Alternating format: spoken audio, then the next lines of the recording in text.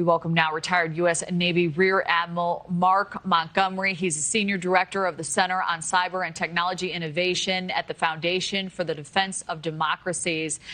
Sir, great to have you on for this. This is a huge story.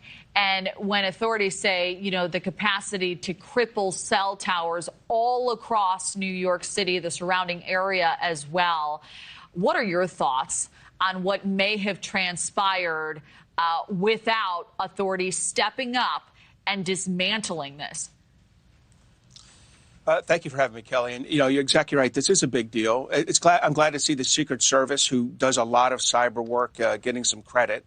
But I will say this could have been just your normal cyber criminal activity, which is to build a denial of service network. So at a later point, you can conduct ransomware or malicious cyber activity against major companies. It also could allow encrypted communications between criminals to transpire in a way that the U.S. law enforcement couldn't hear them. I think the more serious aspect is the timing of this. This could have been about doing a denial of service attack during UNGA, the United Nations General Assembly. So I think knowing UNGA was coming, the Secret Service stepped in and dismantled the criminal network they were monitoring. Right. And as you said, it may have been unrelated. It may not have been. Had it not been, what could we have seen play out here? You know, so this is the kind of network that with a distributed denial of service, and an associated blackmail attempt, you get a company to pay you to stop having these 100,000 SIM cards broadcast constant messages into your system. Conversely, they could have sold this access to other criminal actors just so they can communicate in a way that an FBI wiretap or something else would have struggled to understand what they were doing. So clearly, there's criminal behavior here. And then the question comes, what's the intent? How nefarious? Right. And that's the big question. I think the big elephant in the room. I'm curious, too, you know, there was heightened security in this area because of these meetings taking place. How prevalent do you believe activity like this is all throughout the country that may be right now undetected?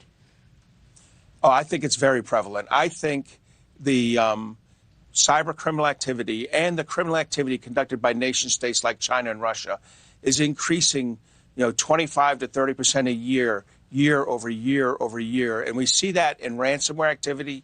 We see that in malicious cyber attacks. And we see that in our detection of Chinese and Russian malware or malicious software in our systems. So, Kelly, this is a rampant problem that's only getting worse, which requires, an absolute effort to defend our homeland by the federal government, state and local governments, and the private sector.